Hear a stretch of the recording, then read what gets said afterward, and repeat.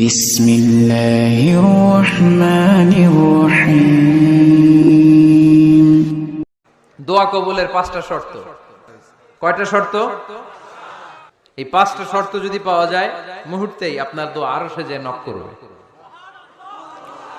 1 number শর্ত আকলুল হালাল, হালাল খাওয়া। 2 নাম্বার শর্ত দোয়াটা করতে হবে একজনের কাছে, তিনি কে? চাইতে হবে একজনের কাছে, তিনি কে? 3 নাম্বার ইয়াকিন থাকতে হবে যে আমার দোয়াটা কবুল হচ্ছে। 4 নাম্বার শর্ত সালাতু আলা রাসূলিল্লাহ, আল্লাহর হাবিব সাল্লাল্লাহু আলাইহি ওয়াসাল্লামের উপর দুরূদ পড়া। আল্লাহর হাবিব সাল্লাল্লাহু আলাইহি ওয়াসাল্লামের উপর দুরূদ না পড়লে ওই দোয়া কঠিন খালে আল্লাহ কবুল করেন। 5 নাম্বার সর্বশেষ শর্ত হলো মুওয়াফাকাতুদ দুআ বিদ দাওয়াব। শুধু দোয়ায় কাজ হয় না, দোয়ার সাথে মাঝে মাঝে দাওয়ারও দরকার আছে না নাই? অসুস্থ হয়েছেন, খালি দোয়া চাইতেছেন, চিকিৎসা নেয়া বড় সুন্নাহ। আল্লাহর হাবিব সাল্লাল্লাহু আলাইহি ওয়াসাল্লাম অসুস্থ হলে চিকিৎসা নিতেন, সুবহানাল্লাহ পড়েন।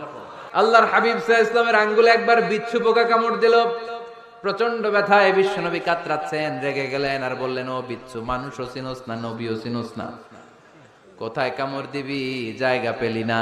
কিন্তু বিশ্বনবী ব্যথা পাচ্ছেন। আম্মা জান আয়েশাকে বললেন রাদিয়াল্লাহু তাআলা আনহাকে বললেন, লবণের পানি নিয়ে আসো, গরম দাও, ভালো। উনি আরাম পাচ্ছেন আর সূরা ইখলাস পড়ে ফু দিতে লাগলেন, ফাতিহা পড়ে ফু দিতে লাগলেন। গরম পানি ঢালা শেষ, ফু দেওয়া শেষ, আঙ্গুলের ব্যথাও। দেখছেন কি কম্বিনেশন? দোয়াও লাগে, সাথে সাথে কি লাগে? দাওয়াও লাগে। দোয়া আর দাওয়া দুইটার সমন্বয়ে আপনাকে সফলতা দিবে কে?